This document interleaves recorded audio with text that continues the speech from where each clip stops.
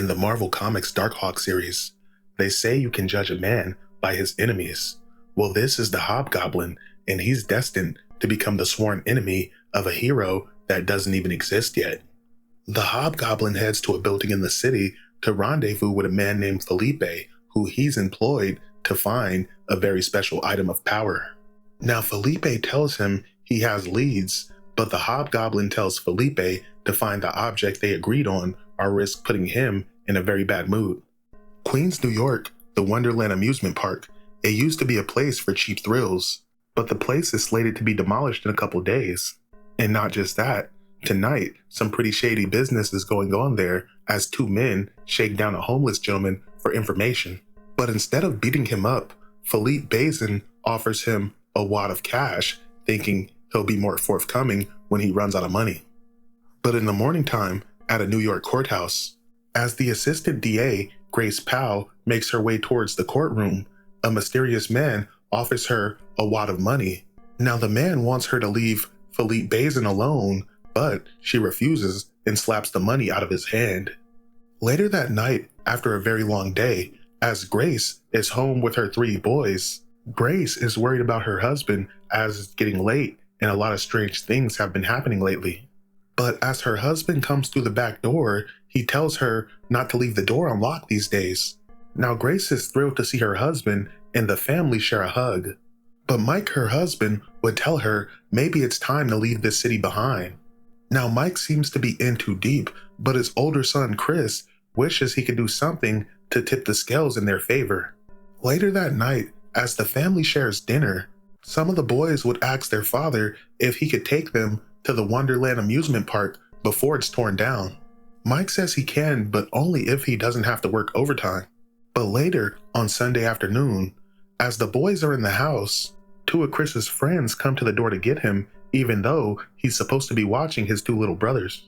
Now Chris tells his brothers to stay put as he'll be back in 15 minutes.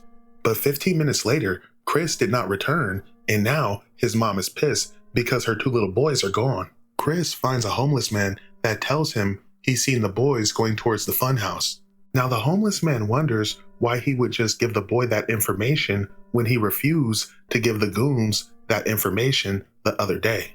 But as Chris makes his way to Wonderland, he would enter the funhouse, and upon making his way through the funhouse, he would find both of the little boys. But Chris would also stumble upon something that would change his life forever.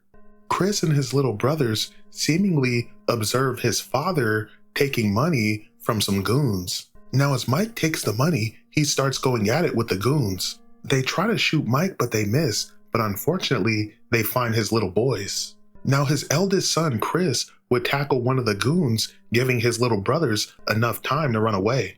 Chris then grabs the money and tosses it at the goons and retreats with his little brothers.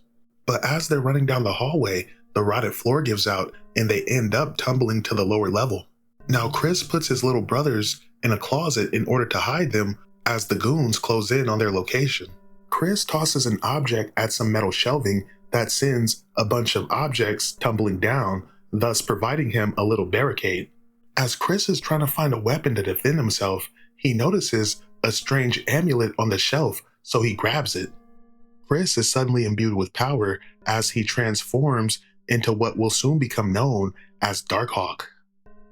As Chris feels the energy surging through him, he releases a blast of energy from his chest, thus blowing one of the goons aside. As the goons try to shoot Chris, he's way too fast as he's effortlessly dodging bullets. One of the goons cuts him with a knife, so he knows he's not dreaming. But as the goons try to tackle and strangle him, Chris effortlessly tosses them into a wall like they weigh nothing. But one of the goons grabs a live wire and rips it out the socket in an attempt to shock the Darkhawk. Now Chris once again releases a blast of energy from his chest, but as the goon tries to shock him, Darkhawk dodges, thus making the goon shove the live wire into a socket and electrocute himself. Now Chris has never seen a dead body before, nevertheless, he's unfazed. Chris, aka Darkhawk, would tie the last two of these goons up in order for the police to find. But as Chris goes to recover his two little brothers, he knows they can't see him in this Darkhawk form. Chris is kind of freaked out, by all this, and he does his best to focus until he returns to his human form. Chris would toss the amulet aside, and then he would go find his father. But as Chris tries to talk to his father about what he saw, his father refuses to answer him, and he runs off while telling Chris to take care of his brothers as well as his mom. Now Chris would go retrieve his two little brothers out of the closet he placed them in. But as he's heading home, he's remembering that he wanted something in order to tip the scales in the favor of the crime fighter. Chris would grab the Darkhawk amulet before leaving. In the coming days, Chris would return to Wonderland, but by the time he returned, the place would already be demolished.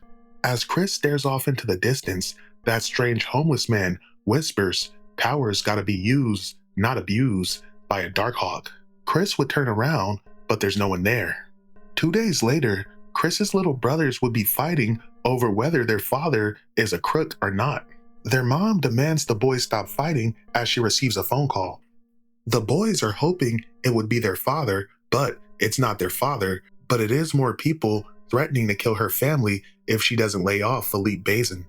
Later, as Chris is in his room, he knows he has the power to make a difference now, but he wonders if he has the nerve. Chris makes his decision and he transforms into the Darkhawk, and he vows to go after Philippe Bazin. But at the same time, he's stalking Bazin. The Hobgoblin is stalking him. To be continued.